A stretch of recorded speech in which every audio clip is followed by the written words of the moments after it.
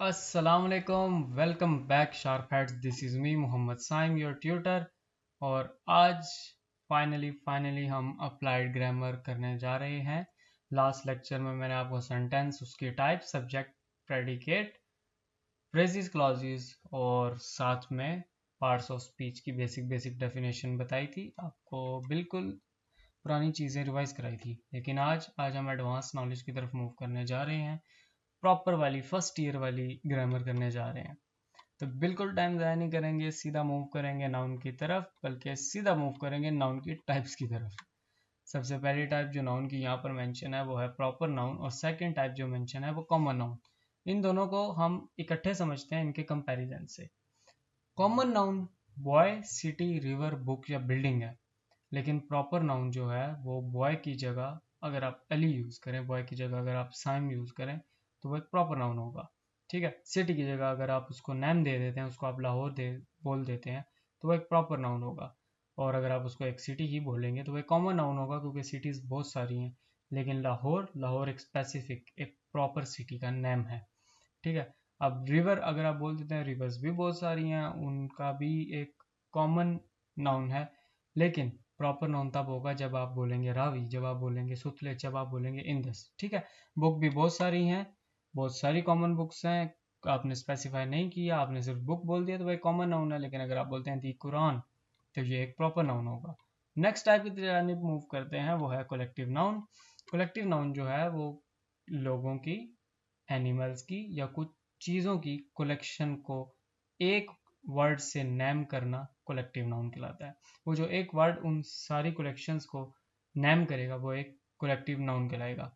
जैसे पर्सन्स की कलेक्शन को बाज़ दफ़ा कमेटी कहा जाता है, जहाँ पर लोग बहुत सारे रहते हैं, उसको एक कम्युनिटी कहा जाता है। जानवरों का, भेड़ों का जो रेवड़ होता है उसको हर्ड कहा जाता है। ठीक है। बहुत सारे सोल्जर्स जब इकट्ठे मूव करते हैं तो उनको आर्मी कहा जाता है। ये होते हैं collective nouns. Next fourth type जो कि है मटेरियल नाउन, और फिफ्थ टाइप जो है एब्स्ट्रैक्ट नाउन। अब इनको भी हम आपस में कंपैरिजन से समझेंगे। मटेरियल नाउन वो नाउन्स हैं जो कि फिजिकल वर्ल्ड में मौजूद हैं। ये उन चीज़ों का नेम होता है जो कि फिजिकल वर्ल्ड में मौजूद हैं, जिन चीज़ों को हम टच कर सकते हैं, देख सकते हैं, महसूस कर सकते हैं, सूंघ सकते हैं या सुन सकते हैं।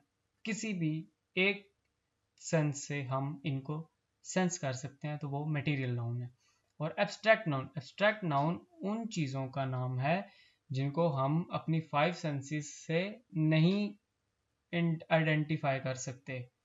एब्स्ट्रैक्ट नाउन्स वो नाउन्स हैं, वो चीज़ें हैं जिनको हम अपनी फाइव सेंसेस से आइडेंटिफाई नहीं कर सकते। इसके लिए हमें अपनी सिक्स सेंस का इस्तेमाल करना पड़ता है, या बाज़ दफ़ा सिर्फ हमें फेथ होता है कि ये चीज़ें एग्जिस्ट करती हैं। ठीक है। इनके एग्जांपल्स देखते हैं ताकि बेहतर तरीके से समझ आ सके। मटेरियल नाउन की एग्जांपल है would, water, gold, wheat, etc. Would को आप टच भी कर सकते हैं, देख भी सकते हैं, उसको आप ऐसे हाथ मारेंगे तो आपको आवाज़ भी आएगी। आप वुड को सूंघ भी सकते हैं। वाटर आप पी भी सकते हैं। गोल्ड जो है वो बिल्कुल आप देख सकते हैं, आपने देखा होगा। और व्हीट भी जो है अब हम अपनी फाइव सेंसेस से उसको सेंस कर सकते हैं। एब्स्ट्रैक्ट नाउन बहुत सारी डिफरेंट चीज़ें ऐसी हैं जो कि एब्स्ट्रैक्ट नाउन की कैटेगरी में फॉल करती हैं, जैसे कि qualities, kindness, loveliness, breath, wisdom, bravery, beauty. किसी भी चीज़ की जो क्वालिटी है, काइंडनेस है। अब किसी ने आज तक काइंडनेस देखी नहीं है, किसी ने काइंडनेस को छुआ नहीं है, किसी ने प्यार को नहीं देखा, किसी ने प्यार को छुआ नहीं है। लेकिन हमें फेथ है कि ये दोनों चीज़ें एग्जिस्ट करती हैं, ये क्वालिटी है किसी इंसान की। इनको हम अपनी फाइव सेंसेस से महसूस तो नहीं कर सकते, लेकिन इनकी मौजूदगी से इनकार भी नहीं कर सकते। ये वो चीज़ें हैं। तो ऐसी चीज़ें जिनको हम फिजिकल वर्ल्ड में देख नहीं सकते, सूंघ नहीं सकते, सुन नहीं सकते, ऐसी चीज़ों का जो नाम होता है वो एब्स्ट्रैक्ट नाउन होता है। अच्छा, एक और टाइप स्टेट। अब boyhood, slavery, freedom, health, skin, sickness, death, ये सब स्टेट ऑफ बीइंग्स हैं। आज़ादी किसी ने देखी नहीं है, आज़ादी को किसी ने छुआ नहीं है, आज़ादी कोई मैटर नहीं है। आज़ादी एक स्टेट ऑफ बीइंग है, आज़ादी एक एहसास है। तो इसका नाम, यानी कि आज़ादी, उस एहसास का नाम है आज़ादी। और आज़ादी क्योंकि एक मैटर नहीं है, उसका कोई मैस नहीं है, उसको हम छू नहीं सकते, तो ये एक एब्स्ट्रैक्ट नाउन है। इसी तरह एक्शंस आपके laughter, reading, swimming, driving, judgement, struggle, fight, treatment, ETC, ये सब भी एब्स्ट्रैक्ट नाउन में फॉल करते हैं। अब बहुत से लोग सोचते हैं कि फाइट तो एक वर्ब है, फाइट एक काम है, उसको हम देख सकते हैं, सुन सकते हैं, सब कुछ कर सकते हैं, लेकिन नहीं, फाइट के दौरान जो कुछ हो रहा था वो एक एक्शन है। उसको अगर हम वर्ब के तौर पे सेंटेंस में यूज़ करेंगे तो वो एक वर्ब होगा, लेकिन अगर फाइट को हम नाउन के तौर पे यूज़ करें तो जो इटसेल्फ वर्ड है फाइट, वो कोई मैटर नहीं है। इटसेल्फ वर्ड जो फाइट है उसको हम देख नहीं सकते, छू नहीं सकते। अब कोई इंसान लड़ाई कर रहा हो तो आप ये कह सकते हैं कि मैंने उनकी लड़ाई को हाथ लगाया था, मैंने उनकी लड़ाई को सूंघा था, मैंने उनकी लड़ाई को देखा था, ये कहा जाता है। लेकिन लड़ाई को जो देखा जाता है वो आपने एक एक्शन देखा होता है। फाइट इटसेल्फ एक्शन का नाम जरूर है, लेकिन आपने फाइट को नहीं देखा, आपने वो एक्शन देखा है जो वो आदमी कर रहे थे। तो ये बड़ा बारीक सा फर्क है इसमें एक्शंस के अंदर। ठीक है, आपने इन चीज़ों का ख्याल रखना है और आपने इन चीज़ों पे बिल्कुल ध्यान देना है अपने पेपर्स करते हुए, क्योंकि अक्सर बच्चे इन चीज़ों में कंफ्यूज हो जाते हैं और बहुत सारे बच्चे तो इनको सीरियसली लेते भी नहीं है। अच्छा, नेक्स्ट टाइप पे मूव करते हैं, वो है फीलिंग। अच्छा, अब एहसास जो है वो तो बिल्कुल साफ साफ पता है कि एब्स्ट्रैक्ट नाउन है। हैप्पीनेस, खुशी जो है वो देखी नहीं जा सकती, खुशी देखी नहीं जा सकती, खुशी को महसूस भी नहीं किया जा सकता। खुशी को महसूस किया जा सकता है, खुशी को छुआ नहीं जा सकता, सूंघा नहीं जा सकता। दुख जो है, दुख को भी किसी ने देखा नहीं है, दुख को किसी ने हाथ नहीं लगाया। होप और फियर के साथ भी ऐसा ही है। आर्ट्स और साइंसेस, पोइट्री जो है उसको भी एब्स्ट्रैक्ट नाउन कहते हैं। डाइजीज के नाम जो है वो सब भी एब्स्ट्रैक्ट नाउन्स होते हैं। नेक्स्ट टाइप्स की तरफ मूव करें तो वो है काउंटेबल नाउन और अनकाउंटेबल नाउन्स। इन दोनों को भी आपस में कंपैरिजन से समझेंगे। काउंटेबल नाउन्स वो वाले नाउन्स हैं कि जिनको आप काउंट कर सकते हैं, और अनकाउंटेबल नाउन्स वो चीज़ें होती हैं कि जिनको आप काउंट नहीं कर सकते। अब काउंट तो हम तकरीबन हर चीज़ को कर सकते हैं। फ़र्क कहाँ पर आता है कि कुछ चीज़ें ऐसी होती हैं कि जिनको हम वाकई काउंट नहीं कर सकते। हेयर्स को हम काउंट नहीं कर सकते। आपने कभी किसी को कहते सुना है कि मेरे पास इतने लाख हेयर हैं, मेरे पास इतने हज़ार बाल हैं, या मेरे पास इतने लाख चावल हैं, या इस तरह का कोई भी वर्ड नहीं यूज़ करता। हम कहते हैं कि मेरे बाल इतने लंबे हैं या इतने छोटे हैं। हम कहते हैं कि मेरे पास इतने किलो चावल हैं, हम कहते हैं कि हमारे पास इतने लीटर मिल्क है। लेकिन हमने कभी ये नहीं कहा कि हमारे पास जो है 2 लाख चावल पड़े हैं। ऐसा नहीं होता। काउंटेबल नाउन्स जो होते हैं वो नाउन्स हैं, वो चीज़ें हैं जिनको हम नंबर दे सकते हैं, नंबर्स में काउंट कर सकते हैं। लेकिन अनकाउंटेबल नाउन्स वो चीज़ें हैं कि जिनको नंबर में काउंट्स नहीं कर सकते, उनको हम यूनिट्स में काउंट करते हैं। अब मैथ जो है, वेट जो है, उसको काउंट नहीं किया जा सकता कि मेरा वेट जो है वो 23 है, 23 वट, 23 kg है। ठीक है, आपका वेट 23 kg है। मतलब इनका मैग्नीट्यूड होता है लेकिन इनका नंबर नहीं होता। आप फर्क समझ रहे हैं? काउंटेबल नाउन्स, दोबारा बताता चलूँ, वो नाउन जिनको हम काउंट कर सकते हैं, जैसे कि आदमी, बर्ड्स, गाड़ियाँ, बाइक्स, बसेस, बिल्डिंग्स, कुछ भी। लेकिन अनकाउंटेबल नाउन, इसकी एग्जांपल्स मैंने आपको बेस्ट एग्जांपल्स दिए हैं। हेयर्स हो गए, राइस हो गए, मिल्क हो गया, वेट हो गया, मैस हो गया, फोर्स हो गई, ये सब कुछ अनकाउंटेबल नाउन्स हैं। नेक्स्ट पे मूव करते हैं, वो है compound noun. A noun found by adding 2 और मोर वर्ड्स, जैसे कि वॉचमैन, ब्रदर इन लॉ। अब वॉच एक इलादा वर्ड है, मैन एक इलादा वर्ड है, ब्रदर इलादा वर्ड है, इन एक बिल्कुल डिफरेंट वर्ड है, और लॉ डिफरेंट वर्ड है। ये तीनों मिलके एक न्यू मीनिंग दे रहे हैं, और इस तरीके से फॉर्म होता है कंपाउंड नाउन। इसकी और भी एग्जांपल्स आपको आगे देखने को मिलेंगी, और इसमें कुछ ऐसी और बात नहीं है कि जो मैं आपको समझाऊं। अच्छा, अब नाउन के नंबर की तरफ मूव करते हैं कि कोई भी नाउन सिंगुलर और प्लूरल कैसे होता है। सीधी सी सादा सी बात है कि कोई भी नाउन जो एक सिंगल ऑब्जेक्ट को आइडेंटिफाई करे वो एक सिंगुलर नाउन होता है, और जो एक से ज़्यादा चीज़ों को डिनोट करे वो प्लूरल नाउन होता है। जैसे कि पेन, डॉग, मैन, आर्मी, ये सिंगुलर नाउन है। लेकिन अगर हम पेन्स, डॉग्स, मैन और आर्मीज बोलें तो ये एक प्लूरल नाउन होगा। ये नीचे एक टेबल भी दिया हुआ है सिंगुलर और प्लूरल नाउन्स का, इनको आप देख सकते हैं वीडियो पॉज करके। थोड़ा सा नीचे जाते हैं, कुछ स्पेशल केसेस दिए हुए हैं नाउन के प्लूरल और सिंगुलर के लिए, कि अगर कोई भी noun S, Z, x, S H या सी एच से एंड होता है, लेकिन सी एच की जो आवाज़ है वो के तौर पे नहीं होनी चाहिए। कुछ वर्ड्स ऐसे हैं इंग्लिश लैंग्वेज में जहाँ पर लिखा तो सी एच जाता है, यानी च लिखा जाता है, लेकिन उसको प्रोनाउंस के तौर पे किया जाता है। तो ख्याल रखना कि के तौर पे प्रोनाउंस ना हो रहा हो। तो ऐसे अल्फाज का जो प्लूरल फॉर्म होता है वो ई एस ऐड करने से होता है। नीचे एग्जांपल्स दी हुए हैं, gases, classes, topaz, topazes, box boxes, bush bushes, branch branches. अब नीचे इन्होंने एक और एग्जांपल दी है, बट मोनार्क मोनार्क्स। ऊपर जैसे कि उन्होंने लिखा था कि सी एच के तौर पे प्रोनाउंस नहीं होगा तब ई एस ऐड होगा, लेकिन अगर सी एच के तौर पे प्रोनाउंस होगा तो सिर्फ एस ऐड होगा। ब्रांच में सी एच को च के तौर पे प्रोनाउंस किया गया तो इसके साथ ई एस ऐड हुआ है, और मोनार्क में सिर्फ एस ऐड हुआ है क्योंकि सी एच के तौर पर प्रोनाउंस किया गया था। ये नीचे कुछ केसेस दिए हुए हैं इसी तरह से कि कौन से वर्ड्स का प्लूरल कैसे फॉर्म होता है। आप वीडियो रोक के इनको पढ़ सकते हैं। वैसे ये इतनी इंपॉर्टेंट चीज़ नहीं है क्योंकि फर्स्ट ईयर में कभी भी आपको सिंगुलर के प्लूरल्स बनाने के लिए नहीं आते, तो हम इन चीज़ों पे वेट नहीं करेंगे। आप एक्स्ट्रा नॉलेज के लिए पढ़ना चाहते हैं तो बहुत अच्छी चीज़ है, आप इसको लाजमी पढ़िएगा। अभी हम सीधा मूव करेंगे थोड़ा नीचे प्रोनाउंस की तरफ। एक मिनट, ज़रा प्रोनाउंस आ जाए जी गाइस। प्रोनाउंस आ गए, अब इसकी टाइप्स की तरफ हम मूव करते हैं। प्रोनाउन की कौन कौन सी टाइप्स हैं, कितनी टाइप्स हैं और उनको कैसे डिफरेंशिएट कर सकते हैं। सबसे पहली टाइप जो प्रोनाउन की है वो personal pronoun, second type reflexive या एम्फैथिक प्रोनाउन, तीसरी टाइप है डेमोन्स्ट्रेटिव, चौथी इनडेफिनेट, पांचवी रिलेटिव प्रोनाउन और छठी इंट्रोगेटिव और डिस्ट्रीब्यूटिव प्रोनाउंस। अच्छा, अब इसके अंदर प्रोनाउंस कौन कौन से आते हैं सारी टाइप्स के, पहले हम वो पढ़ लेते हैं, फिर इसके बाद इनकी डेफिनेशन और इनकी डिफरेंशिएशन की तरफ बढ़ेंगे। पर्सनल प्रोनाउंस होते हैं you, your, I, my, me, he, his, etc। Reflexive pronouns होते हैं myself, yourself, himself. Demonstrative जो किसी चीज को डेमोन्स्ट्रेट करते हैं, this, that, such, these, one, none. Indefinite कि जो इनडेफिनेट नंबर ऑफ चीज़ों को आइडेंटिफाई कर रहे हैं, some, many, any, all, other, etc। relative pronoun who, which, that, what, whoever। interrogative who, which and what। distributive each, every, either, neither। अब आगे लिखा हुआ है personal pronouns are words used for persons. ठीक है, first person, second person, third person. First person कौन होता है जी?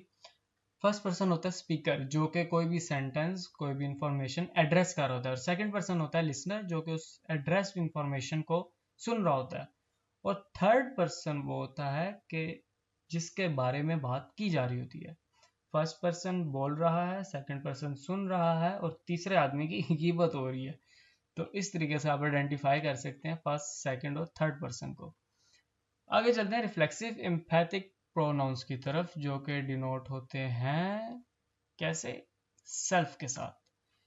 आपके जो पर्सनल प्रोनाउंस हैं उनके साथ आप अगर सेल्फ का वर्ड ऐड कर देते हैं तो वो रिफ्लेक्सिव या एम्फैटिक प्रोनाउंस बन जाते हैं। कैसे बनते हैं मैं आपको बताता हूँ। अगर आप माई के साथ सेल्फ लगा देंगे तो माई सेल्फ बन जाएगा, योर के साथ लगाएंगे तो योर सेल्फ बन जाएगा। लेकिन इनको जुमले के अंदर यूज कैसे करते हैं, एग्जाम्पल देख लें। दे कर्स्ड देमसेल्व्स इन डिस्पेयर। अब देमसेल्फ जो है वो रिफ्लेक्ट बैक कर रहा है दे के ऊपर, यानी कि सेंटेंस के सब्जेक्ट के ऊपर। दे कर्स्ड देमसेल्व्स, उन्होंने उनको ही बद्दुआ दे दी दुख के आलम में। उनको ही, उन्होंने उनको ही। अब आप देख सकते हैं यहाँ पे बिल्कुल कैसे ये जो प्रोनाउन है ये अपने सब्जेक्ट की तरफ, अपने नाउन की तरफ, खैर ये नाउन तो नहीं है, प्रोनाउन है दे भी, लेकिन देमसेल्फ भी एक प्रोनाउन है, रिफ्लेक्सिव प्रोनाउन, कैसे अपने प्रोनाउन की तरफ रिफ्लेक्ट बैक कर रहा है। ये ऐसे आप पहचानेंगे कि रिफ्लेक्टिव प्रोनाउन कौन सा है। अब नीचे कुछ और एग्जांपल्स दी हुई हैं, जैसे as I myself did it, you yourself agreed to it. अच्छा, एक बड़ा इंपॉर्टेंट पॉइंट जो यहाँ पे मैं मेंशन करना भूल गया कि रिफ्लेक्सिव प्रोनाउन और एम्फैटिक प्रोनाउंस वर्ड्स तो एग्जैक्टली सेम होते हैं, लेकिन सेंटेंस के अंदर उनकी जो लोकेशन है वो डिफ्रेंशिएट करती है रिफ्लेक्सिव प्रोनाउंस को एम्फैटिक प्रोनाउंस से। कैसे डिफ्रेंशिएट करती है? अगर जो वर्ड है आपने यूज किया है, जो रिफ्लेक्सिव या एम्फैटिक प्रोनाउन आपने यूज किया है, वो वर्ब से पहले आ जाए, जैसे यहाँ पर आया है you yourselves agreed to it. अब वर्ब इस सेंटेंस में एग्रीड है और योरसेल्फ पहले आ गया तो ये एम्फैटिक प्रोनाउन है। लेकिन इस ऊपर वाले जुमले में दे कर्स्ड, दे के बाद वर्ब आया और वर्ब के बाद देमसेल्व्स आया है, प्रोनाउन आया है, तो ये रिफ्लेक्सिव प्रोनाउन है। अब इनके उर्दू ट्रांसलेशन में आपको सुनाता हूँ, उससे आपको ज्यादा बेहतर समझ आएगा। उन्होंने उनको ही बद्दुआ दे दी दुख के आलम में, लेकिन you yourselves agree to it, आप खुद माने थे इस बात के लिए, अब यहाँ पर जो योर सेल्फ यूज हुआ है ये इस बात पे जोर दे रहा है, एम्फसाइज कर रहा है कि आप खुद, लेकिन दे कस देमसेल्व्स इन डिस्पेयर, ये सिर्फ इंफॉर्मेशन दे रहा है कि किसने किसको बद्दुआ दी, उसने अपने सब्जेक्ट की तरफ रिफ्लेक्ट किया। लेकिन यहाँ पर जो योर सेल्व्स लिखा हुआ है इसने अपने सब्जेक्ट के ऊपर एम्फसाइज किया, इसने प्रेशर डाला है कि आपने खुद माना था। ठीक है, इस तरीके से आपने दोनों के दरम्यान में डिफरेंस करना है। नेक्स्ट टाइप की जानिब मूव करते हैं जो कि है डेमोन्स्ट्रेटिव प्रोनाउंस। डेमोन्स्ट्रेटिव प्रोनाउंस जो होते हैं वो होते हैं दिस, दैट, दीज, दोस, और ये वाले सब वर्ड्स आते हैं डेमोन्स्ट्रेटिव प्रोनाउंस में। अब डेमोन्स्ट्रेटिव प्रोनाउंस जो है ये अपना ऑब्जेक्ट पॉइंट आउट करते हैं कि आपका जो ऑब्जेक्ट है वो किस जगह पे पड़ा हुआ है या कौन सा ऑब्जेक्ट है। एग्जाम्पल में चलते हैं। अच्छा, यहाँ पे उससे पहले कुछ नोट्स लिखे हुए हैं। उन्होंने लिखा है this and that are demonstrative adjectives when they are used with nouns.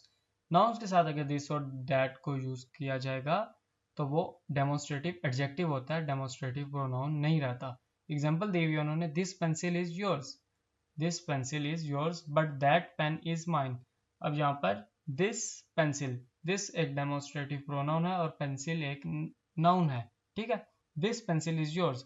अब ये आइडेंटिफाई कर रहा है, एक क्वालिटी बता रहा है कि ये वाली पेंसिल आपकी है, लेकिन ये मेंशन नहीं कर रहा या इशारा नहीं कर रहा उस पेंसिल की तरफ। ये पेंसिल आपकी है, इसमें इस सेंटेंस में बात करने का, ये बोलने का मकसद ये है कि ये जो पेंसिल है ये आपकी है। ये बोलने का मकसद किसी आदमी की नज़र उस तरफ लेके जाना नहीं है, इशारा नहीं कर रहा। तो ये डेमोन्स्ट्रेटिव प्रोनाउन नहीं है, ये डेमोन्स्ट्रेटिव एडजेक्टिव के तौर पे देखा जाएगा। ये बहुत माइनर से पॉइंट्स होते हैं, अक्सर बच्चे इग्नोर कर देते हैं, आपने इनको ध्यान में रखना है और एमसीक्यूज के अंदर आपको इन्हीं पॉइंट्स की बिना पर आजमाया जाता है और अक्सर बच्चे यहाँ पे फेल हो जाते हैं। इन चीज़ों को ध्यान में रखना है। नेक्स्ट टाइप की तरफ मूव करते हैं जो कि है indefinite pronouns use to refer things in general. मतलब ऐसी चीज़ें जिनका कोई ख़ास नंबर जो है वो मेंशन नहीं है, उनका कोई कुछ भी चीज़ हो, उसको जनरली आपने बस रेफर करना हो, तो उसके लिए इनडेफिनेट प्रोनाउन यूज होते हैं। जैसे कि some are born great, others achieve greatness, one must do one's duty, none but the brave deserves the fair। अब यहाँ पे किसी डेफिनेट चीज का नाम नहीं लिया गया, सब इनडेफिनेट है, सम कुछ, वन कोई एक, मतलब इस तरीके से किसी भी चीज को प्रॉपरली डिफाइन नहीं किया गया, एक जनरल हवाला दे दिया गया है हर नाउन का। ठीक है, नेक्स्ट टाइप पे मूव करते हैं रिलेटिव प्रोनाउंस। अब रिलेटिव प्रोनाउंस क्या है? These pronouns join clauses. Relative pronouns clauses को ज्वाइन करते हैं। अब ये प्रोनाउंस कौन कौन से हैं? Who, which, where, whose, whom, what, etc. ये जो है ये रिलेटिव प्रोनाउंस है। This is the boy who met me in the market, this is the boy who met me in the market. This is the boy एक clause है, met me in the market भी clause है, और इसको join किसने किया है? Who ने। हु एक रिलेटिव प्रोनाउन है जिसने रिलेशन कायम किया दिस इज द बॉय और met me in the market के दरमियान। ठीक है, और ये प्रोनाउन अगर आप हटा देंगे तो आपका सेंटेंस सेंस बनाना छोड़ देगा। नेक्स्ट टाइप की तरफ मूव करते हैं जो कि है इंटेरोगेटिव प्रोनाउंस। इंटेरोगेटिव प्रोनाउंस सीधी बात है, नाम से पता है कि ये क्वेश्चंस पूछने के लिए यूज होते हैं। कौन कौन से interrogative pronounce? Who, whose, whom, which, what, E T C. Who has done this? Whose book is that? Whom do you hate? Which is your book? What is your father's name? इसके अंदर कुछ समझाने वाला नहीं है, सीधा आगे मूव करते हैं डिस्ट्रीब्यूटिव प्रोनाउंस की तरफ। Distributive pronouns denote that things are taken one at a time. कोई भी चीज, कोई भी कलेक्टिव चीजें हो, उनमें से अगर आपने किसी एक को आइडेंटिफाई करना हो या किसी एक को लायदा करना हो या फिर उन सब को इंडिविजुअली रिप्रेजेंट करना हो तो यूज होते हैं डिस्ट्रीब्यूटिव प्रोनाउंस। डिस्ट्रीब्यूटिव प्रोनाउंस कौन कौन से हैं? Each, every, either, neither, E T C. Examples दी हुई हैं, each of them got his share, उनमें से हर किसी को उसका हिस्सा मिल गया। आगे है everyone has done his work, हर किसी ने अपना वर्क कर लिया है। अब इसमें हर किसी जो वर्ड आया है, एवरीवन जो वर्ड आया है, उसने जो मौजूदा कलेक्शन थी जिन लोगों के बारे में बात की जा रही है उसमें मौजूद हर आदमी को इलायदा इलायदा रिप्रेजेंट किया है, हर आदमी की इंडिविजुअली बात कर दिया, लेकिन प्रोनाउन एक यूज किया, हर आदमी का इलादा से नाम नहीं लिया। तो इस तरीके से डिस्ट्रीब्यूटिव प्रोनाउंस यूज होते हैं। Neither of them is prepare to do this. अब एग्जांपल साथ साथ पढ़ सकते हैं, मैं बीच में से कुछ स्किप कर देता हूँ ताकि वीडियो लंबी ना और बच्चे बोर ना हो। अब आगे जो है ये क्या एडिंग आ गई है, the case. Case is that form of a noun which shows its relation to some other objective and 10 possessive और जेनेटिव। अच्छा, अब केसेस आ गए नाउन के। केसेस क्या होते हैं, ये आपको ये चीज शो करते हैं कि किसी नाउन का अदर वर्ड्स जो हैं उसके सेंटेंस में मौजूदा उनके साथ क्या रिलेशन है। नॉमिनेटिव केस क्या होता है, a noun is nominative case serves as the subject. एक नाउन नॉमिनेटिव होता है जब वो सब्जेक्ट के तौर पे एक्ट करता है। ही वर्क्स हार्ड, अब यहाँ पर ही जो है ये एक नॉमिनेटिव प्रोनाउन है। अच्छा, यहाँ पर ये नाउन लिखा हुआ है, आप इसको बिल्कुल प्रोनाउन के लिए भी यूज कर सकते हैं, बिल्कुल इंटर रिलेटेबल चीजें हैं ये, तो आपने कंफ्यूज नहीं होना। अब ही वर्क्स हार्ड, ही जो है एक प्रोनाउन है और यहाँ पे सब्जेक्ट के तौर पे यूज हो रहा है, तो हम इसे एक नॉमिनेटिव प्रोनाउन कह सकते हैं। Objective case, the noun in the objective case में be the object of a verb और of a preposition। The teacher beats him daily. अब इस एग्जाम्पल के अंदर बीट्स हिम, हिम जो है यहाँ पर एक प्रोनाउन है और ये क्या कर रहा है, ये एज एन ऑब्जेक्ट यूज हुआ है। द टीचर, इस सेंटेंस में जो सब्जेक्ट है वो टीचर है और हिम जो है मार किसको पड़ी है, ऑब्जेक्ट क्या है, वो स्टूडेंट है या जिस भी आदमी की तरफ रेफर किया जा रहा है वो है। जो यहाँ पर ये प्रोनाउन या यहाँ पर नाउन होता तो भी वो दोनों ऑब्जेक्ट के तौर पे यूज हुए हैं, तो ये एक ऑब्जेक्टिव केस होगा। अब पोजेसिव केस, एक नाउन को या प्रोनाउन को पोजेसिव केस तब डिक्लेयर किया जाता है जब उस नाउन से किसी चीज की पोजेशन, ऑनरशिप शो हो। ठीक है, ऑनरशिप शो हो। अब इसके अंदर पोजेसिव और जेनेटिव केस जो है, इसके अंदर क्या है, this is Hamid's book, this is Hamid's book. अब दिस जो है यहाँ पर एक प्रोनाउन है और एक पोजेसिव या जेनेटिव प्रोनाउन है।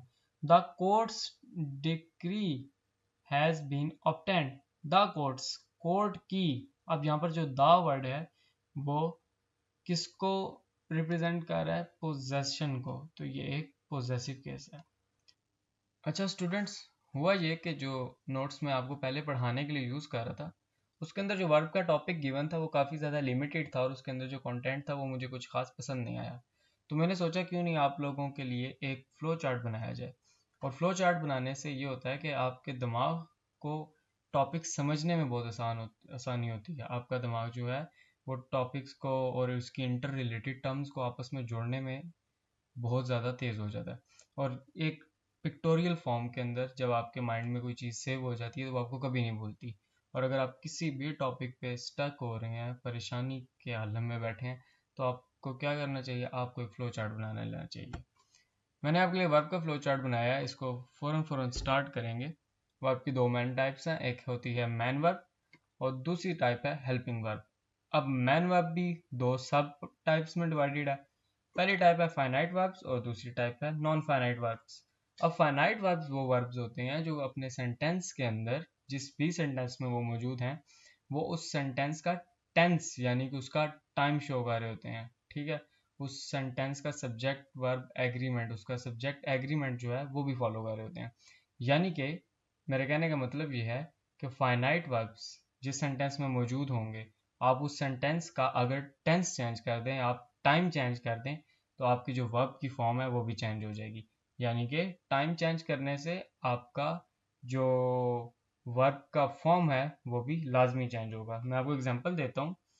जैसे अगर मेरे पास एक सेंटेंस है, he decides to call me, और इस सेंटेंस को अगर मैं पास्ट में ले जाता हूँ, इसका टाइम चेंज कर देता हूँ, तो ये टेंस बन जाएगा he decided to call me. और अगर मैं इसी को फ्यूचर में बोलूँ, he will decide to call me, तो यहाँ पर डिसाइड्स, फिर डिसाइडेड आया और फिर डिसाइड आया। ये वर्ब जो है टेंस के साथ, टाइम के साथ अपनी फॉर्म चेंज कर रहा है, तो ये एक फाइनाइट वर्ब है। दूसरी तरफ अगर हम देखें तो वो है नॉन फाइनाइट वर्ब। अब नॉन फाइनाइट वर्ब्स वो वर्ब हैं जो कि अपनी फॉर्म चेंज नहीं करते टेंस के साथ। ये वो वर्ब्स हैं जो टाइम चेंज होने से अपनी फॉर्म चेंज नहीं करते, इन पे कोई इफेक्ट नहीं होता। ऐसा क्यों होता है? क्योंकि नॉन फाइनाइट वर्ब्स जो हैं वो कभी भी सेंटेंस के अंदर मैन वर्ब के तौर पे नहीं यूज होते। ठीक है, मैं आपको कुछ एग्जांपल्स देता हूँ। जैसे अगर मैं कहता हूँ I like to eat pizza, I will like to eat pizza, I like to eat pizza. अगर आप इन तीनों सेंटेंसेस में गौर करें, जो वर्ड ईट मैंने यूज किया है उसकी फॉर्म चेंज नहीं हुई। ईट की सेकंड फॉर्म एट नहीं आई कहीं पर भी। इसका क्या मतलब हुआ कि ईट जो है वो इस सेंटेंस में as a non finite verb use हुआ था। एक और सेंटेंस की एग्जांपल है, अगर मैं बोलता हूँ स्विमिंग इज फन और फिर मैं इसी को पास्ट में चेंज करता हूँ, स्विमिंग वाज फन, और फिर मैं इसको फ्यूचर में चेंज कर देता हूँ, स्विमिंग विल बी फन। तो इससे क्या हुआ कि इज, वाज और विल ये मैन वर्ब्स थे, इनकी फॉर्म चेंज हुई। ठीक है, लेकिन जो वर्ड स्विमिंग था, जो वर्ब स्विमिंग था, उसकी फॉर्म तीनों टेंसेस में चेंज नहीं हुई। इसका ये मतलब है, पहला मतलब तो ये कि ये एक मैन वर्ब नहीं है, ये एक नॉन फाइनाइट वर्ब है।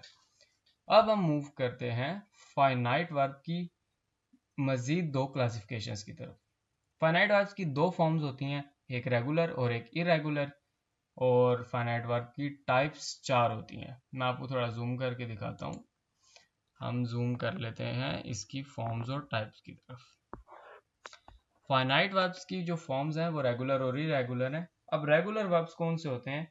ये वो वर्ब्स होते हैं जिनकी सेकंड और थर्ड फॉर्म जो है वो डी या ईडी ऐड करने से बनती है। जैसे प्ले है, उसकी सेकंड फॉर्म प्लेड होती है, सेव की सेव्ड होती है। लेकिन इरेगुलर वर्ब्स ये वो वर्ब्स हैं जिनकी सेकंड और थर्ड फॉर्म जो है वो कुछ और चेंजेस करने से बनती है, या समटाइम्स जो फर्स्ट फॉर्म होती है वही सेकंड फॉर्म भी होती है और वही थर्ड फॉर्म भी होती है।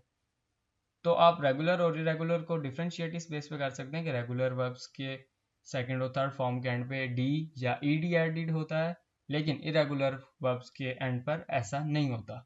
मैं आपको एग्जांपल देता हूँ रेगुलर वर्ब्स की, जैसे राइट, फिर रोट, फिर रिटन।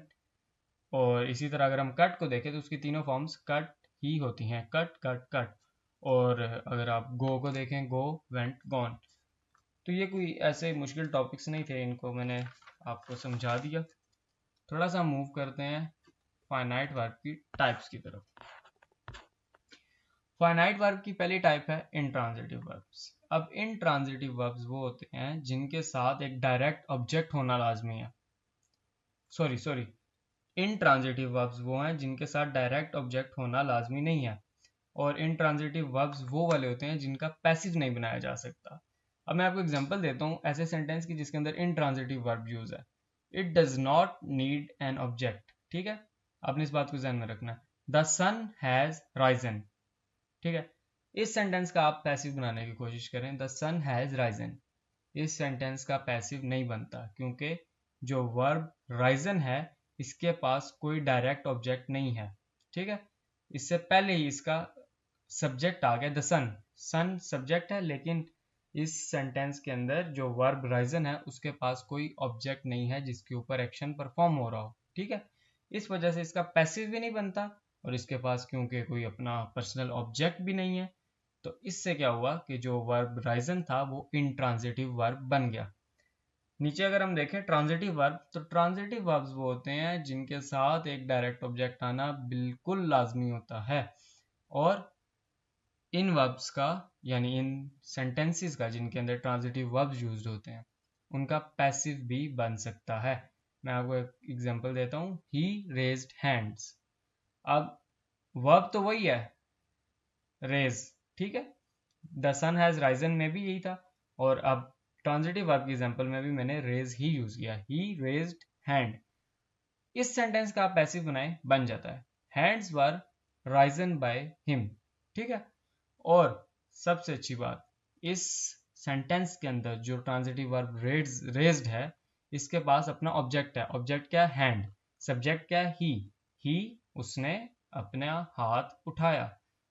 क्या चीज उठाई ही ने? हाथ। ऑब्जेक्ट मौजूद है। याद रखिएगा, कभी भी ट्रांजिटिव वर्ब बगैर ऑब्जेक्ट के नहीं आ सकता, ये इसके साथ आना कंपल्जन है। ठीक है, नेक्स्ट जो हमारी टाइप है वो है स्टेटिव वर्ब। ये कोई इतनी कॉमनली नाउन टाइप नहीं है, लेकिन फिर भी मैंने ऐड कर दी ताकि आप लोगों के पास हर तरीके का नॉलेज हो। और फेडरल बोर्ड के स्टूडेंट्स हैं अगर आप, तो फिर आपके पास हर किस्म का और हर तरह का नॉलेज मौजूद होना चाहिए। आपने महदूद नहीं रहना। आपका एसएलओ बेस वाला जो सिस्टम है उसकी बेसिस पे वो आपसे कभी भी कुछ भी पूछ सकते हैं और आप बिल्कुल भी उन पे गुस्सा नहीं कर सकते। Stative verb, it shows state of mind. ठीक है, अब स्टेटिव वर्ब जो है वो स्टेट ऑफ माइंड शो करता है और शो करता है कि कोई भी चीज़, बीइंग या इंसान कौन सी स्टेट ऑफ माइंड में है या कौन सी स्टेट ऑफ लिविंग में है, उसकी जो स्टेट ऑफ बीइंग है वो क्या है। मैं आपको एग्जांपल देता हूँ। He thinks about this every time. अब थिंक्स जो है वो मैन वर्ब तो है, लेकिन ये एक स्टेटिव वर्ब भी है। क्यों? क्योंकि उसके स्टेट ऑफ माइंड क्या है, जो ही है हमारा प्रोनाउन यूज्ड है, जो हमारा सब्जेक्ट है उसकी स्टेट ऑफ माइंड क्या है, थिंक्स। वो सोच रहा है या सोचता है हमेशा, तो ये एक स्टेटिव वर्ब है। ठीक है, नेक्स्ट टाइप की जाने मूव करते हैं जो कि है कॉजेटिव वर्ब। कॉजेटिव वर्ब अपने नाम से बता रहा है कि कॉजेज के बारे में बात होनी जा रही है। तो कॉजेटिव वर्ब्स वो वर्ब्स होते हैं जो किसी एक्शन की कॉज को रिप्रेजेंट करते हैं। ये वाले वर्ब्स सिर्फ 5 होते हैं। मैं आपको जूम करके दिखा देता हूँ कौन कौन से। लेट, हेल्प, हैव, गेट और मेक। अब इन कॉजेटिव वर्ब्स को सेंटेंस के अंदर यूज कैसे किया जाता है? ठीक है, सबसे पहला जो स्ट्रक्चर है वो लेट का बाज दफा ऐसा होता है कि लेट आता है, फिर उसके साथ नाउन या प्रोनाउन आता है और वर्ब की फर्स्ट फॉर्म होती है। लेट प्लस नाउन और pronoun plus first form of verb. Example आप सुन लें, let Ali do his work, या फिर हम कह सकते हैं let him do his work. अब यहां पर इस सेंटेंस के अंदर लेट जो है वो एक मैन वर्ब के तौर पे एक्ट कर रहा है। Let Ali do his work, Ali को उसका काम करने दो। अली अपना काम कर रहा है, लेकिन एक जो कमांड दी जा रही है, मैन वर्ब इस सेंटेंस में जो यूज हो रहा है वो है लेट। ठीक है, और लेट जो है कॉज ऑफ एक्शन है। अगर हम इजाजत देंगे, करने देंगे, तो अली क्या करेगा, अपना काम करेगा। और अगर हमने इजाजत दे दी तो अली के काम करने की जो कॉज होगी वो क्या होगी कि हमने उसे इजाज़त दे दी या हमने उसे फ्री छोड़ दिया कि वो ये काम कर सके। तो लेट का मतलब आपको समझ आ रहा है कि लेट कैसे कॉज बनी है अली के काम करने की। ठीक है, और समटाइम्स सेंटेंसेस के अंदर लेट एक और तरीके से भी यूज होता है कि सबसे पहले सब्जेक्ट आ जाता है, फिर लेट आता है, फिर ऑब्जेक्ट आता है और फिर फर्स्ट फॉर्म ऑफ वर्ब आती है। यानी subject plus let plus object plus first form of verb. Example सुन लें, Ali let me do my work. Ali let me do my work, Ali मुझे मेरा काम करने दो। और अगर अली आपको आपका काम करने देगा, यानी अली आपको फ्री हैंड दे देगा, आपको छोड़ देगा, या वो तंग कर रहा था या उसने किसी भी तरीके से आपको बाउंड किया हुआ था, वो अगर आपको इजाज़त दे देगा, आपको फ्री कर देगा, तो उसके ये करने से जो आपके पास रिजल्ट आएगा वो होगा कि आप अपना काम करेंगे। और आपके काम करने की कॉज क्या होगी, लेट। अली ने आपको लेट गो कर दिया था। ठीक है, अब सेकंड हम देखते हैं, हमारे पास जो पॉजिटिव वर्ब मौजूद है वो है हेल्प। अब हेल्प कैसे यूज होता है सेंटेंसेस के अंदर कि सब्जेक्ट आता है, फिर साथ में हेल्प आता है। हेल्प की कोई भी फॉर्म आ सकती है, इस चीज़ का आपने ख्याल रखना है, ज़रूरी नहीं है हेल्प हेल्प ही के तौर पे आएगा। साथ में ऑब्जेक्ट आ जाता है, साथ वर्ब की फर्स्ट फॉर्म आ जाती है। ठीक है, या फिर कभी कभार यहाँ पर इन्फिनेटिव भी आ जाता है, टू प्लस फर्स्ट फॉर्म भी आती है। मैं आपको एग्जांपल देता हूँ एक, he helps me to find a job. He helps me to find a job. और इसकी अगर हम टू के बगैर वाली एग्जांपल देखें, ही helps me find a job. अब इन दोनों में हेल्प्स जो है वो मैन वर्ब भी है और पॉजिटिव वर्ब भी है, क्योंकि उस जो आदमी है उसको जॉब फाइंड करने की कॉज क्या है, क्योंकि ही जो हमारा प्रोनाउन है, जो हमारा सब्जेक्ट है, उसकी हेल्प कर रहा है।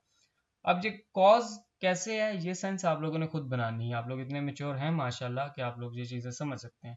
मैं आपको साथ साथ समझा भी रहा हूँ। नेक्स्ट पे मूव करते हैं जो कि हमारा पॉजिटिव वर्ब है हैव। अब हैव के साथ क्या है, हैव सेंटेंस के अंदर कैसे आता है, सब्जेक्ट प्लस हैव। हाँ, एक चीज़ याद रखिएगा, हैव की भी कोई भी फॉर्म आ सकती है, लेकिन लेट, जब मैंने बात की लेट की तो मैंने आपको ये नहीं कहा कि कोई भी फॉर्म, लेट हमेशा लेट ही के तौर पे यूज होगा सेंटेंस में।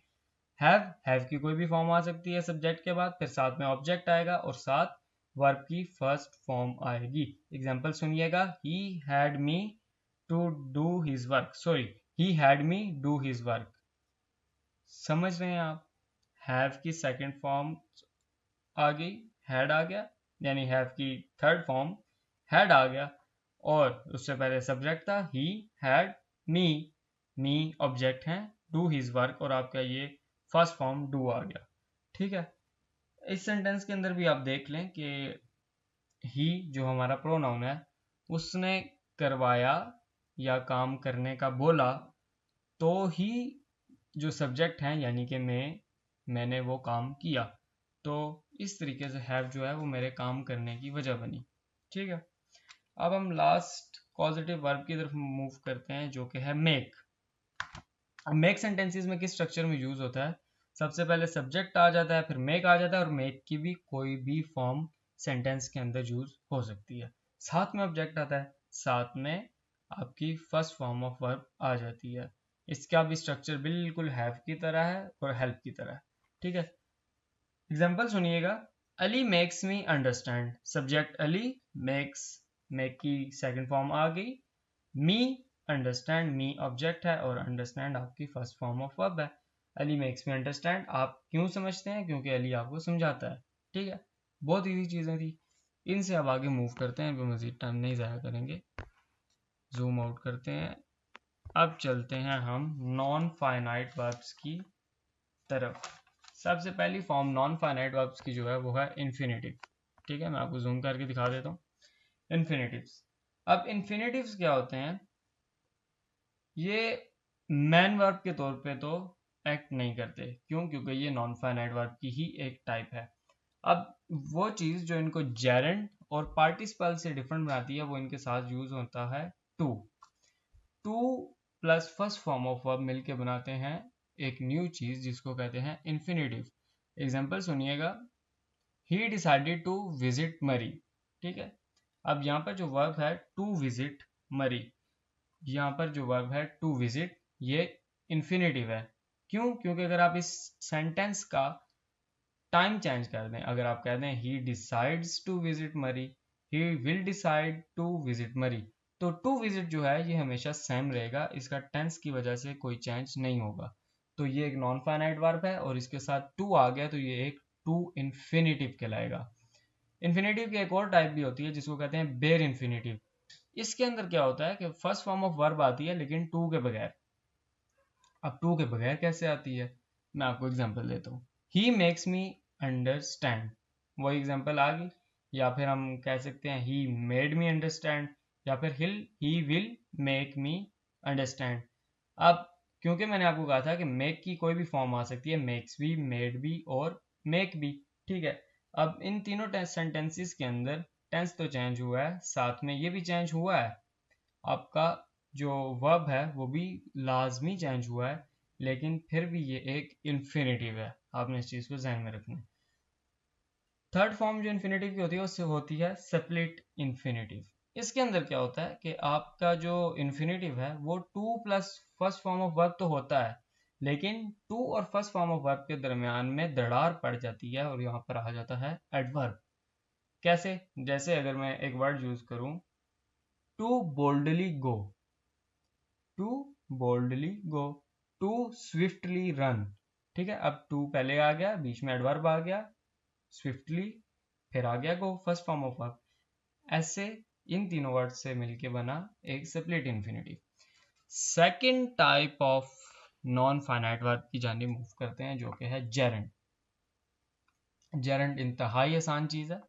जेरेंड एक वर्ब होता है जो कि अपने सेंटेंस में नाउन के तौर पे एक्ट कर रहा होता है। कैसे एक्ट करता है मैं आपको एग्जांपल देता हूँ, ही इज रीडिंग, वो पढ़ रहा है। ठीक है, ही इज रीडिंग। और अगर मैं कहूँ रीडिंग इज माई हॉबी, या फिर मैं कहूँ कुकिंग इज माई हॉबी, या फिर मैं कहूँ ही इज कुकिंग, या फिर मैं कहूँ he is swimming, swimming is my hobby, swimming is a good activity. ये सब स्विमिंग, रीडिंग, कुकिंग, ये सब जेरेंट्स थे। क्यों क्यों जेरेंट्स थे? ये फाइनाइट वर्ब क्यों नहीं थे? क्या ही इज रीडिंग के अंदर रीडिंग मैन वर्ब नहीं है? नहीं, ही इज रीडिंग यहाँ पर जो मैन वर्ब है वो है इज, क्योंकि ये स्टेट ऑफ बीइंग है। और वो कर क्या रहा है? रीड कर रहा है।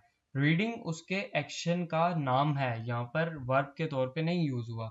देखने में और आमतौर पे पढ़ने में रीडिंग एक वर्ब है, लेकिन अगर आप सेंटेंस के स्ट्रक्चर पे गौर करें तो रीडिंग जो होता है, मतलब आई मीन रीडिंग इस सेंटेंस के अंदर जेरेंट के तौर पे, एक नाउन के तौर पे एक्ट कर रहा है।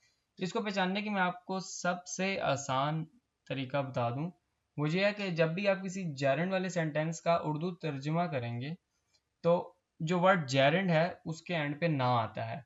जैसे मैंने आपको एग्जांपल दी, स्विमिंग इज फन, तैरना मजेदार है, तैरना, ठीक है। रीडिंग इज माई हॉबी, पढ़ना मेरी दिलचस्पी है या पढ़ना मेरा पसंदीदा काम है, ठीक है। पढ़ना, नून अलिफ ना आया, ना नी या ने जिस वर्ड के एंड पे आए उर्दू में, यानी आप अगर इसकी ट्रांसलेशन करेंगे उर्दू में तो ना नी या ने आए तो आप उस वर्ड को जेरेंट डिक्लेयर कर सकते हैं बगैर सोचे समझे, ठीक है। Next type of non finite verb की तरफ मूव करते हैं जो कि है पार्टिसिपल। अब पार्टिसिपल क्या होता है? पार्टिसिपल वर्ब प्लस आईएनजी, यानी वर्ब की आईएनजी वाली फॉर्म उसके साथ नाउन आता है और ये दोनों मिलकर बनाते हैं एडजेक्टिव। अब आप सोच रहे होंगे कि ये कैसे हो सकता है, एक नाउन और एक वर्ब मिलकर एडजेक्टिव कैसे बना सकते हैं? सबसे पहले आप ये चीज़ ध्यान में रखें कि पार्टिसिपल की दो टाइप्स हैं, प्रेजेंट पार्टिसिपल और पास्ट पार्टिसिपल्स। प्रेजेंट पार्टिसिपल में क्या होता है कि अच्छा, काम दोनों में सेम हो रहा होता है, सिर्फ फर्स्ट जो पार्टिसिपल है यानी प्रेजेंट पार्टिसिपल है उसके अंदर first form of verb use होती है, और जो पास्ट पार्टिसिपल है उसके अंदर third form of verb use होती है नाउन के साथ। प्रेजेंट पार्टिसिपल की एग्जांपल देता हूँ, being a teacher, I must be on time.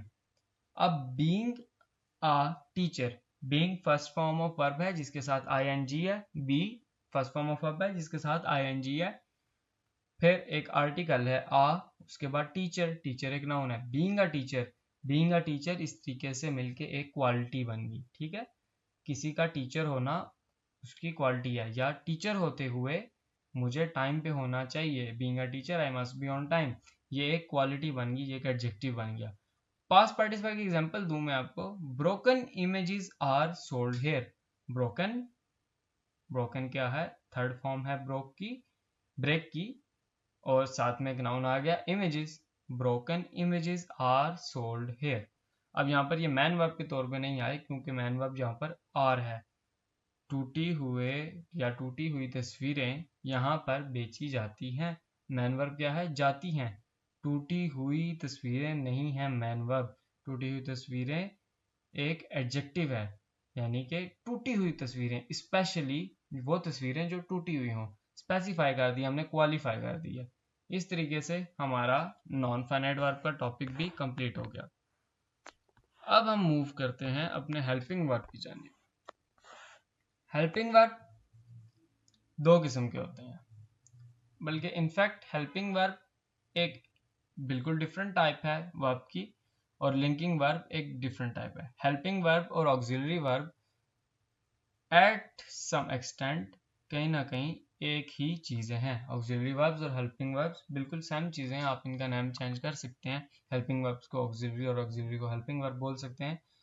ये फ्लो चार्ट के अंदर मेरे से थोड़ी सी मिस्टेक होगी कि मैंने इसको लेफ्ट पे एक इलायदा कैटेगरी के तौर पे डिक्लेयर कर दिया, लेकिन आपने गलती नहीं करनी, हेल्पिंग वर्ब और ऑक्सिलरी वर्ब बिल्कुल ही एक चीज़ें हैं। अब हेल्पिंग वर्ब्स क्या होते हैं? हेल्पिंग वर्ब्स ऐसे वर्ब्स होते हैं जो सेंटेंस के अंदर मैन वर्ब की हेल्प करते हैं किसी भी तरीके से।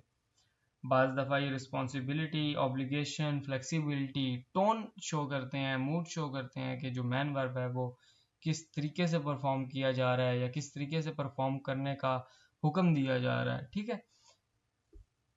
ऑक्सिलरी वर्ब्स के अंदर दो टाइप्स हैं जो कि प्राइमरी और मॉडल ऑक्सिलरीज हैं। अब प्राइमरी ऑक्सिलरीज तीन हैं, बी, हैव और डू। बी की सारी form be, being, been, is, am, are, was, were, shall, will, ये सब बी की फॉर्म्स प्राइमरी ऑक्सिलरीज हैं। हैव की भी सारी form has, have, had, to have, having, ये सब प्राइमरी ऑक्सिलरीज के अंडर आती हैं। और डू की भी सारी फॉर्म्स जैसे do, did, done, to do, doing, ये सब प्राइमरी ऑक्सिलरीज हैं। मॉडल ऑक्सिलरीज कौन से होते हैं? ये ऐसे ऑक्सिलरीज हैं जो कि सेंटेंस की या मैन वर्ब की टोन शो करते हैं, ये उसकी रिस्पॉन्सिबिलिटी शो करते हैं, ऑब्लिगेशन को स्पेसिफाई करते हैं या फिर फ्लेक्सिबिलिटी दिखाते हैं। मैं आपको कुछ एग्जांपल देता हूँ मॉडल वर्ब की। वो ये हैं कि would, could, should, might, may, can, must, ought to और एटसेट्रा, ये सब हैं। अब मैं आपको थोड़ी सी नॉलेज दे दूं लिंकिंग वर्ब्स के बारे में। लिंकिंग वर्ब्स क्या होते हैं? अच्छा, अब लिंकिंग वर्ब्स ऐसे वर्ब्स होते हैं जो सब्जेक्ट और इसके कॉम्प्लीमेंट के दरमियान लिंक क्रिएट करते हैं। बाद सेंटेंसेस ऐसे होते हैं जिनके दरमियान में कोई मैन वर्ब नहीं होता, वो सेंटेंसेस सिर्फ किसी सब्जेक्ट को डिफाइन करने के लिए या उसके कॉम्प्लीमेंट करने के लिए बनता है। जैसे कि he is a doctor, he is a doctor, he is a doctor में कोई एक्शन परफॉर्म नहीं हो रहा, उसकी स्टेट ऑफ बीइंग है, उसकी क्वालिटी है, उसका कॉम्प्लीमेंट है। किसका? हमारे प्रोनाउन ही का। ठीक है, ही इज़ अ डॉक्टर। अब इस जो है यहाँ पर एक कॉप्युलर वर्ब है, कॉप्युलर यानी लिंकिंग वर्ब है। इसने कॉम्प्लीमेंट और सब्जेक्ट के दरमियान में एक लिंक क्रिएट किया है। Is, am, are, was, were, have, has, had, etc, ये सब जो हैं ये लिंकिंग वर्ब्स हैं। और आपने लिंकिंग वर्ब्स और हेल्पिंग वर्ब्स के दरमियान में फ़र्क कैसे करना है? वो ऐसे करना है कि लिंकिंग वर्ब्स जो हैं वो लिंक करने के लिए यूज़ होते हैं। किसको लिंक करने के लिए यूज़ होते हैं? सब्जेक्ट और इसके कॉम्प्लीमेंट को। जबकि हेल्पिंग वर्ब जो हैं उनके साथ एक मैन वर्ब मौजूद होता है और ये उसको किसी ना किसी तरीके से हेल्प कर रहे होते हैं। ठीक है गाइस, अब वर्ब तक तो हमने कर लिया। अब आगे के पार्ट्स ऑफ स्पीच पढ़ने के लिए हम दोबारा मूव करते हैं अपने पुराने नोट्स की जानिब। जी स्टूडेंट्स, अब हम अपने नोट्स के ऊपर वापस आ चुके हैं और नेक्स्ट टॉपिक जो हम पढ़ने जा रहे हैं वो है एडवर्ब।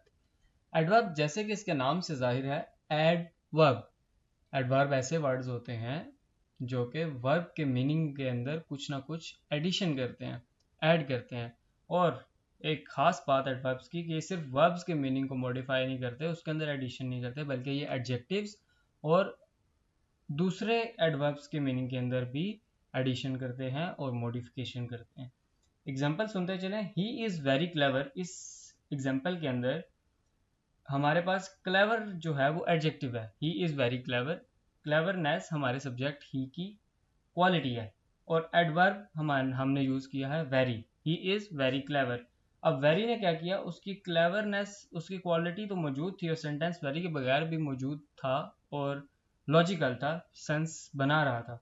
लेकिन वेरी एडवर्ब हमने इसलिए यूज़ किया ताकि इससे डिग्री शो हो सके कि कोई आदमी क्लेवर है, चालाक है, तो वो किस हद तक का चालाक है। आप इसी तरीके से एक और एग्जांपल सुनिए। He works hard. अब इस सेंटेंस के अंदर वर्क्स वर्ब है, ही सब्जेक्ट है और हार्ड एडवर्ब है। वो काम करता है।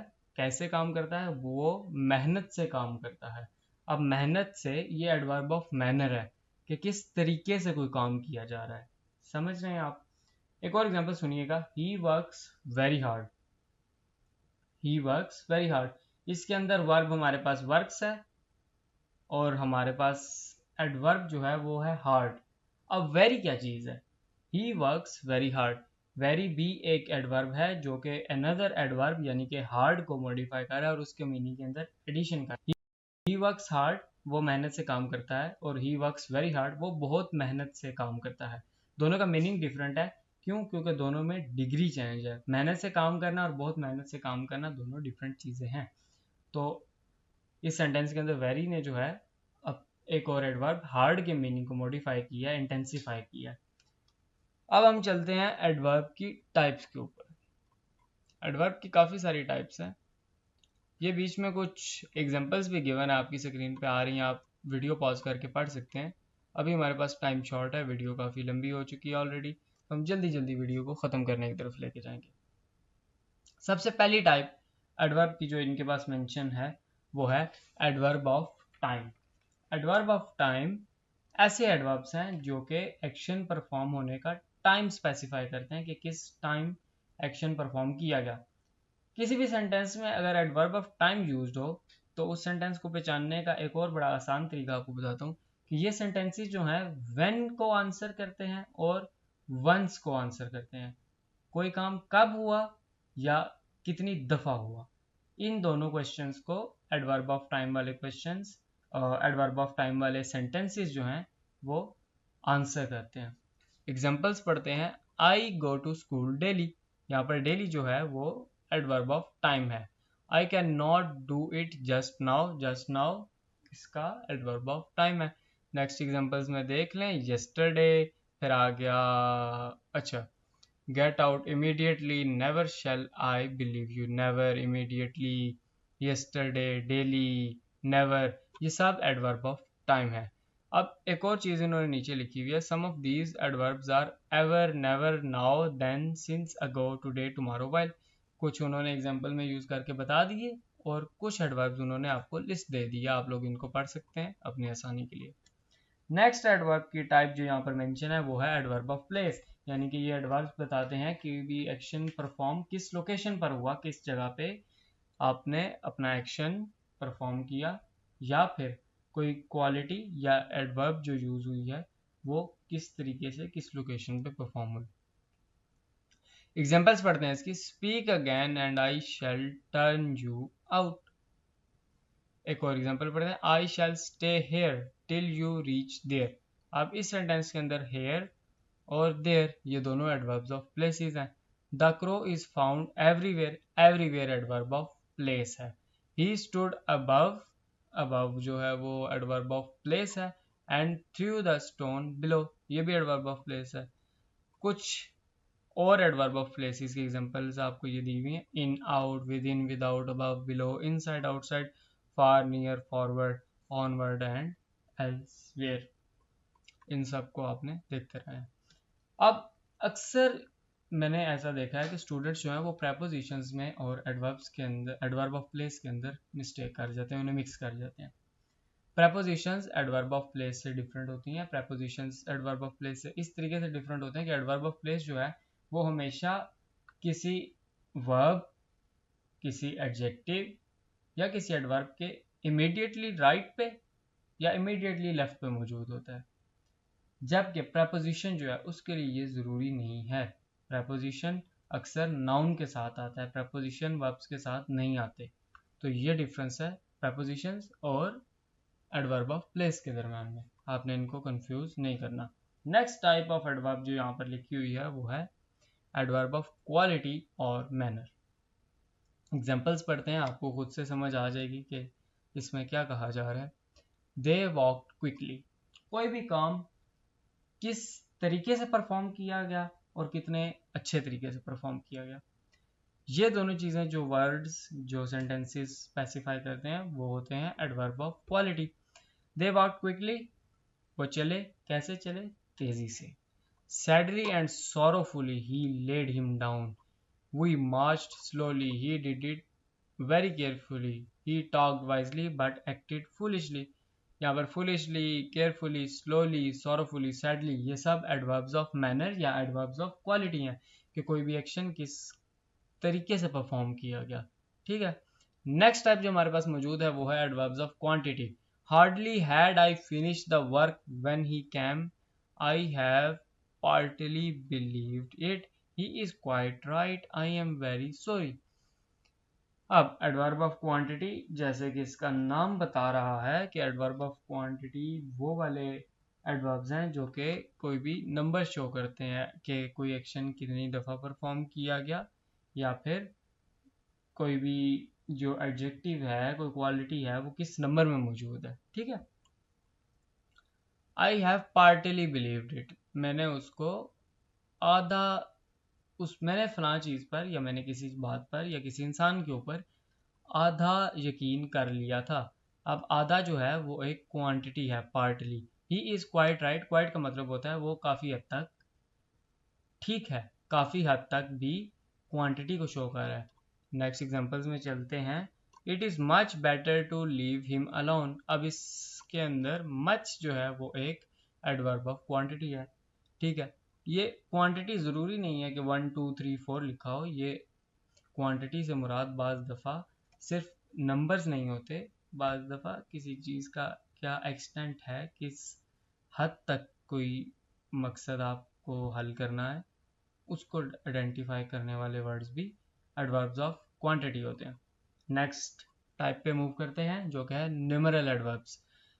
आई often meet him, they came to me twice, I did it seldom. इन एडवर्ब्स को एडवर्ब्स ऑफ फ्रीक्वेंसी भी कहते हैं कि कोई भी काम कितनी दफ़ा परफॉर्म किया जा रहा है। आई ऑफन मीट हिम, मैं उसे अक्सर मिलता हूँ।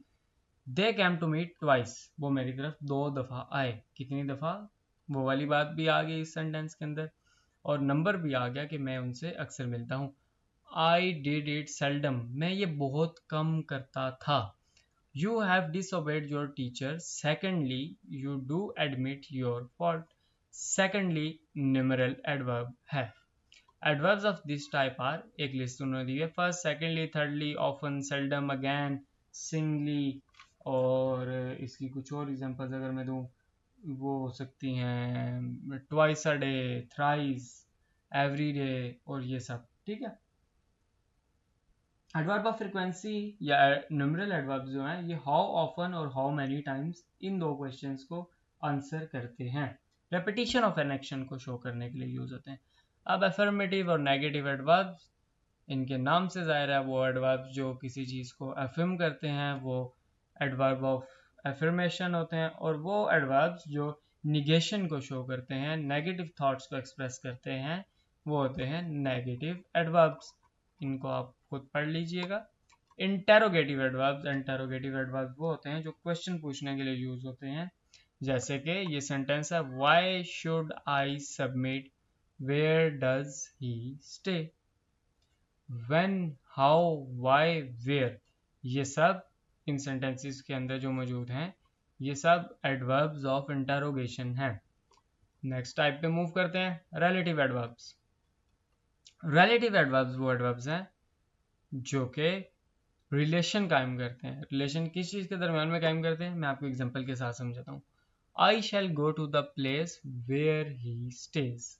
I shall go to the place, इस क्लॉज के अंदर बात की जा रही है कि मुझे किसी जगह पर जाना चाहिए। किस जगह पर जाना चाहिए, जहां वो रहता है। अब इस एडवर्ब ने इस वाले इंडिपेंडेंट क्लॉज और इस डिपेंडेंट क्लॉज के दरम्यान में रिलेशन कायम किया है, मीनिंग के लिहाज से भी और सेंटेंस के स्ट्रक्चर के लिहाज से भी। We do not know when he may return. When he may return.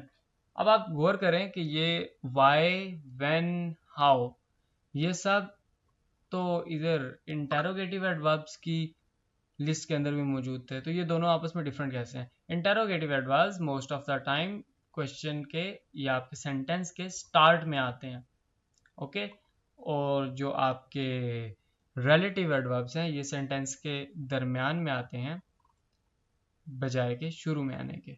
Example पढ़े, I wonder how you will succeed, he set fire to the house where his enemy lived, where, how और when, ये सब relative adverbs हैं। ये नीचे एक और list भी दी हुई है, ये आप सब पढ़ सकते हैं। आज के लेक्चर को, इस लेक्चर को हम यहीं पे एंड करेंगे क्योंकि वीडियो ऑलरेडी बहुत लंबी हो चुकी है।